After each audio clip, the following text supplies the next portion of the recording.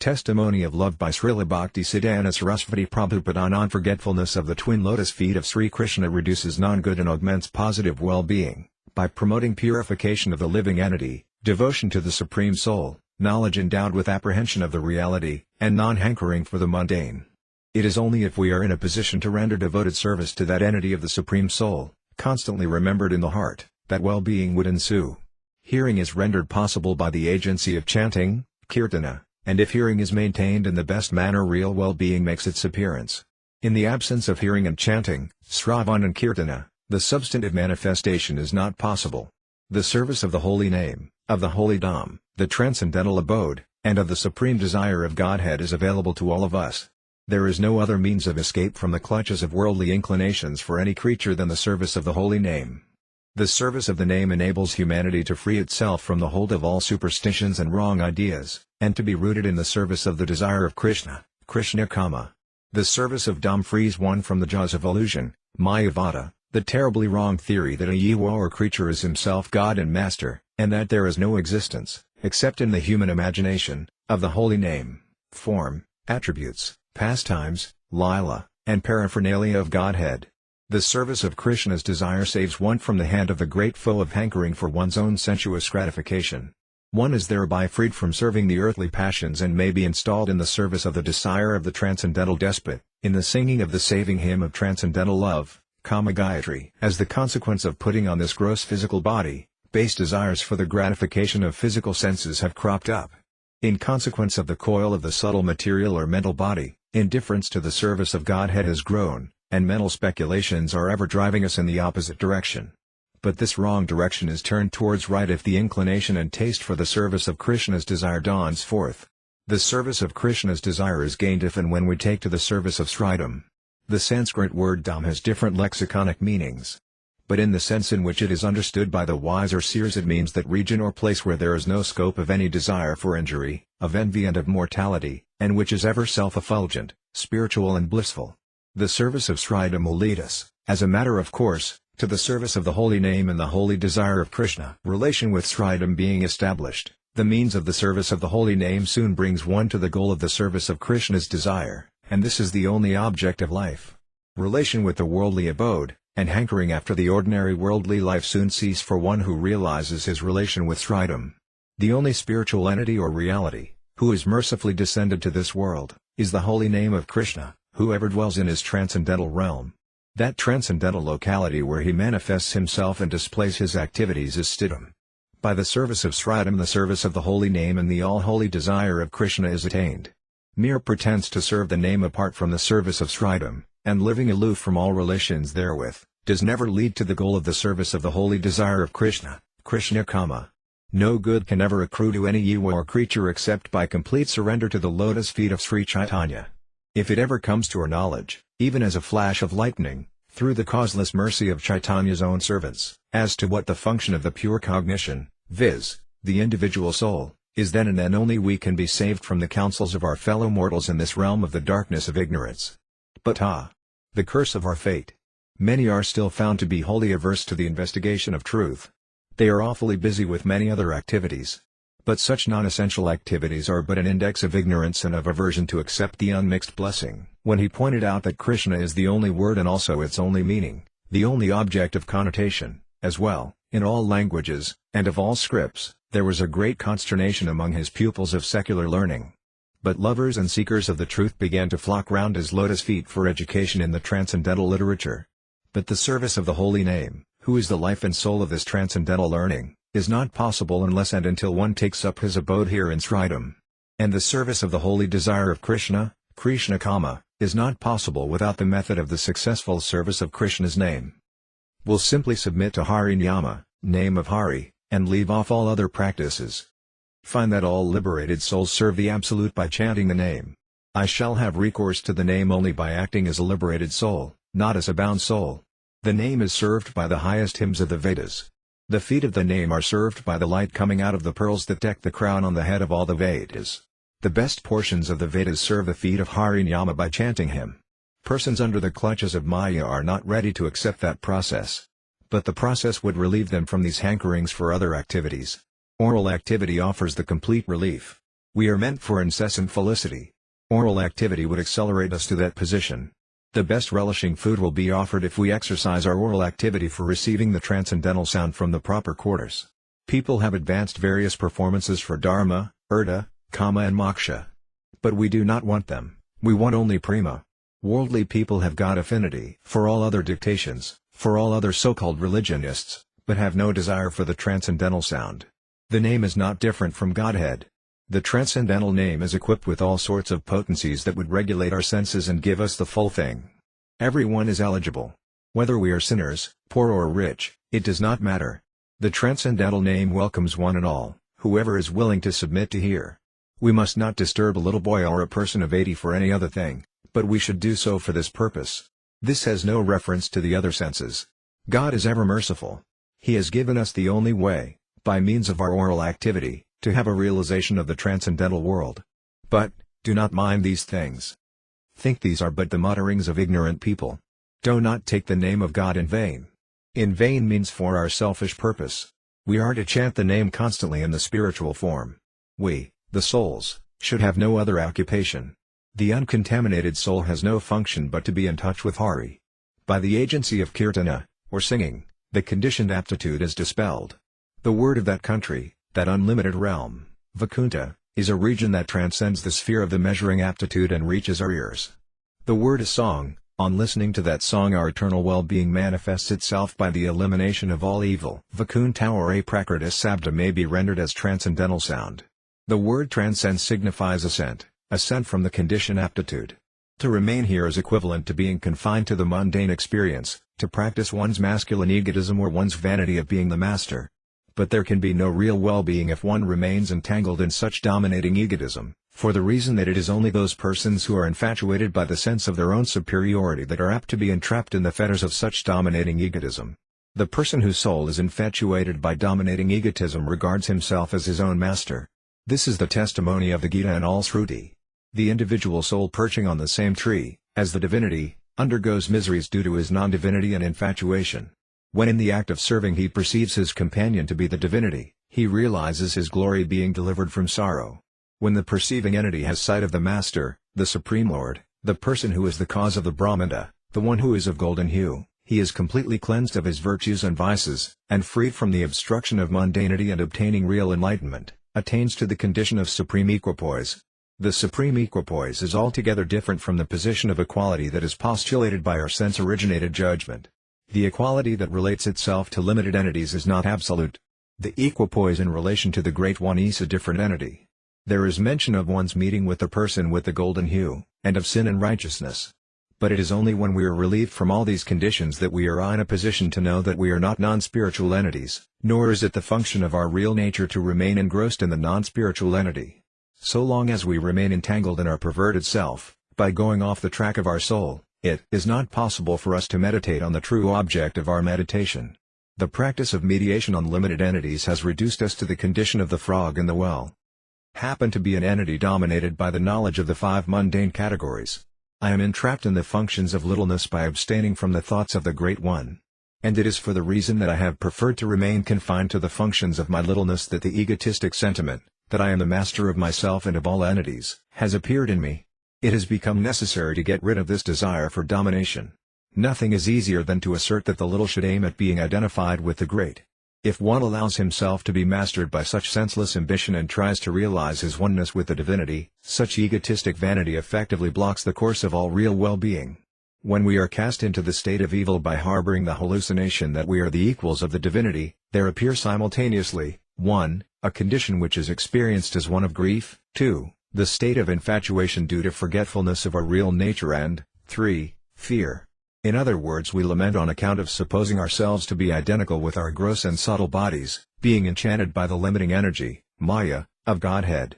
The mischief makes its appearance when begin dishonestly to think that Godhead, his devotee, Vaishnava, the spiritual guide and myself are on a footing of equality, and that am superior to them. From the wicked thought that I am the equal of the spiritual guide and the Vaishnavas, or that they are less than myself, the dreadful offense in the shape of the contempt for one's superiors gathers strength. This is the real culpable arrogance. The text of the Bhagavatam says, if one, while worshipping Govinda, abstains on principle from worshipping his devotees, he is called arrogant. This arrogance manifests itself in one who neglects the worship of the devotees of Godhead. When the conviction that all entities connected with Godhead are objects of my worship as much as Godhead himself, dawns upon our souls, then only we are freed from the clutches of grief, infatuation and fear. The only method by which this desideratum is realizable is the service of Godhead. The Western savants are naturally trained up with the theistic idea of the fatherhood of Godhead. They have practiced the devotional culture of offering their active enterprise towards an object who at first sight proves to be venerable in every respect. To think in such a light is natural. In human society, we find our parents nurturing their children from the beginning of their existence, and they continue to do so till the latter stand on their own legs. From this illustration, people may be likely to subscribe to the opinion of considering the object of their worship in the fatherhood of Godhead. But there is some other loftier thought that can convince them, as well, of the other counterpart as the true center of devotion. If the epistemological view of bhakti is properly scrutinized, the idea of concentrating their devotion towards their Father may tend to target the very thing to their most loving children. The three different ideas that are prevailing among the inquirers of the next world in a theistic mood will tell us the positions of elevationists, salvationists and devotees. In other words, their respective systems may be branded as the medium of actors, of stupefiers of manifestation and of God-lovers. The elevationists are found to secure the fruition of their desires as they are in need of removing their manifold wants, but their proposition would fail when they run fast. When such enterprisers are disgusted with their multifarious trade, they want to cut off all connection with their aspiring engine, and they want an eternal peace for their final location. Here we find two different tracks that are trodden by salvationists, viz. 1. One of these surmises to have the final goal in non-specification of material phenomena, and 2. The other finds it prudent to target the termination in an unspecified object which has been concealed by extreme temperature. The latter wants to diffuse his plan by asking the people to follow him and to neglect the three different situations of observed, observation and observers. The third system of devotion has got a different denotation when the final end is taken into account, which can only differentiate his position from the other two. The first two are engaged in ameliorating their condition, whereas the last one in view is apathetic to such misconceived selfishness. The former were busy to aggrandize their ugly interests, ugly because wrong, selfish motives are present in their attempts. But the latter, from the very beginning and during his whole course, clings tenaciously to the interests of the personal Godhead, incorporating his self with him, whereas the process of isolation is prominent in the former two. The salvationists may question how they are guilty of advocating the principle of detachment when they are always attempting to merge with the absolute impersonality. The very idea of impersonality is tantamount to innate impression of isolation from the true personality of Godhead. The limited brain of an elevationist is never given an opportunity, by copperplate inscription, to target a supersensuous thing which he has not experienced by his so-called senses and decisions before. Moreover, he was simply driven by the phenomenal reasons that surround him, as he has been fully under the clutch of the octopus, Maya. But the case is different with the devotee when we scrutinize the relative position of the three impartially. The school of devotees may clearly be reached if we study it in reference to the comparative positions along with the other two. The first, viz. The elevationists are busy with their temporal activities, whereas the other sections are eager to have an eternal rest. The latter thoughts have got their distinctive merits in impersonality and vague conception. The prediction of an impersonalist detests the devotee by assigning to him the ever-shifting mundane phenomena in the attempt to fix himself on the path of eternal personified standard, but the God-lover is not likely to deviate from the loving fountainhead. The devotee does not advise the salvationist to give up his claim as a knower, having been tempted and deceived by phantasmagoria of natural transitory phenomena. He does not advise him further to hanker after a hallucinative peace which may have no true existence as per his surmise. All that a salvationist wants is to get rid of the unpleasantness as offered to him by the defective atmosphere of nature, so he need not be indulging in total abnegation of the eternal world behind the phenomena. The salvationist might be disappointed if he seeks the counsel of an elevationist who has had no more property beyond nature.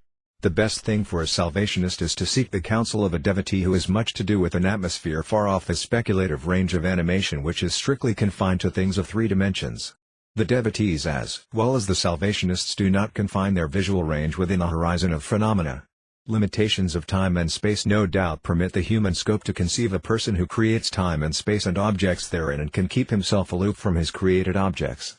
Yet the personality with his almighty power conceals himself from the puppy brains of pedants rejecting the fertility of the poor designing brain. The devotees point out to the agnostics, Skeptics and atheists various clues of removing the clutch of the octopus, which is shackled by the iron chains of defective, finite observations. The unsettled conception of space and time, as of objects of more than 3 dimensions, as well as of the meeting point of hyperbolic and parabolic curves of infinitesimal microscopic objects, of macroscope, is not in a position to appease our hunger of knowledge, though we may deceive ourselves with settled views in our present logic. Reason can prevail on atheists to solve the indeterminate unknown when they experience innumerable miseries in everyday life. They cannot deny the tangible fact of a supersensuous agent whom they can, at the worst, designate as a lifeless thing, but they can as well single him out whenever they get sufficient light of the cosmic creation. The aphorisms of Vyasa have disclosed many a fact which can enlighten every rationalist in having the track through which he can proceed towards the personality. Here we find that the salvationist and the devotee differ by their respective views. The former thinks it proper to designate this personality to his hallucinative impersonal views as he cherishes unpardonable aspiration of monopolizing the situation of Godhead in him, but it proves to be ineffectual. Such illusory theory is not tenable by the school of devotion which is confident of the absolute truth. The extreme idealist may run fast to compromise with the realistic devotees, but the latter cannot agree with him when he confines his method of suggestion to mundane things only. Hitherto we have been dealing with the 3 different conceptions to reach 3 different goals, and in the course of comparison we have shown our predilection to chalk out the path of devotion which will best serve us in the progress of our eternal life. The next thing we are to determine is the object of devotion. As rational men, we have shown the course of our taste to lie in the 3 directions. If we have confidence in a devotee, we are naturally supposed to inquire, where does his destination terminate? Our guide in devotion shows different apparels at different times to help us from our particular phase of love. When the object of love is fixed in the all-embracing figure of the loving, we naturally show our inattention to worldly phenomena that were guiding us in our human existence. The spontaneous attachment towards ephemeral things requires a change in the guidance of a devotee, so we, in order to follow our guide, should regulate, to adhere to his heartfelt injunctions, the direction as well as know the final point of our present mission. In the school of devotion we are taught to direct all our energy towards the infinite fountainhead of everything who is attracted by his love, all detachable elements which consider themselves to be a different integer instead of a part of the all-loving center. Now we naturally ask our preceptor who has had experience of loving him with all his heart the question of the name, size including the color, his distinctive qualities, his paraphernalia and his exploits. The devotional absolutist in answer to our question delineates the different names, different color and size, the distinctive features, qualifying him for our comprehension, his different locations, the whereabouts of his satellites and his different achievements, in different atmospheres. These varieties should not puzzle us in targeting the absolute monopoly of the all-pervading spirit, namely the position of Godhead. Language, circumstances and other similar barricades may stand against our prosecution of the present studies. But with the aid and kind help of the generous director we can tide over these petty difficulties which evil spirits might put in the form of counsels against making our actual progress towards the spiritual kingdom. Our present empiric atmosphere has compelled us to take recourse to analogical attempts, but this analogy may either help us or stand against our progress. God is one and without a second, and this idea need not bar our access to innumerable simultaneous transcendental figures in him. As our object of investigation was not accepted as a finite sensuous object, we should refrain from showing a misdirected activity with our present acquisitional intelligence. If we do not disturb our attention in thoughts detrimental to our cause, we are sure to strengthen our position in admitting ourselves to the undisputed region transcendent. Here we are to adopt the process of the descending order of the absolute truth and not to make an irregular move towards diverse finite things. If we are relieved by proper instruction not to meddle with sensuous objects, we have taken the longest journey to approach the absolute truth in person. Our dire experience of this dusty atmosphere leads us to submit ourselves to offer reverence to the powerful great and to persons of whom we beg for something. With this idea we make a division of things we come across in a scale of graduations. When we point out one side of a rod we ignore the specification of the other extremity. The intermediate gap is measured by graduated meter. The 2 extreme points are named and their directions, size, color, attributions, neighboring values and efficacy are also defined. In the present case the object of worship and veneration bar us at the first sight to consider the object in a different mood. In the infinite existence of Godhead it is natural to accept him as the greatest object of veneration, but this adoration when macroscopically enlarged is metamorphosed into a transcendental predicament which may be called the ocean of love. In other words, love, when disfigured and contaminated by unhealthy dirts, is worded in 100 different styles. Love devoid of confidence gives the result of less loving activity from the proffer. One of love is found in different shapes in the worldly tie, which is but a misnomer of the transcendental word, love. When the integer is scrutinized, diverse fractional parts or distinctive impressions are offered by the same integral standard. The different fractions are incorporated in the integer by ties which go by the name of tie of love. The idea of absolute monism is confined in an idealist, and that idealist cannot keep up his dogma when a stern realist examines his monistic thought. Idealistic monism shows the result of distinctive and differentiative monism in analytical standard. We are speaking of ties just now which are called the tying potency of the ill-loving towards his loved millions. If we are not sanguine to investigate the ill-loving in his perpetual faculty, we will be at a loss to approach him properly. His transcendental existence, his love and his loved, all have got the indispensable existence of la vie, and this is to be singled out from varieties of phenomena and of transcendental manifestation. The mundane phenomena have got some distinctive quality by which we can give a direction of eternal manifestation that lies behind the material world in an inexplicable condition. The rupturous condition of the pessimistic view is remedied by his opposite school, by the tie which goes by the name of love.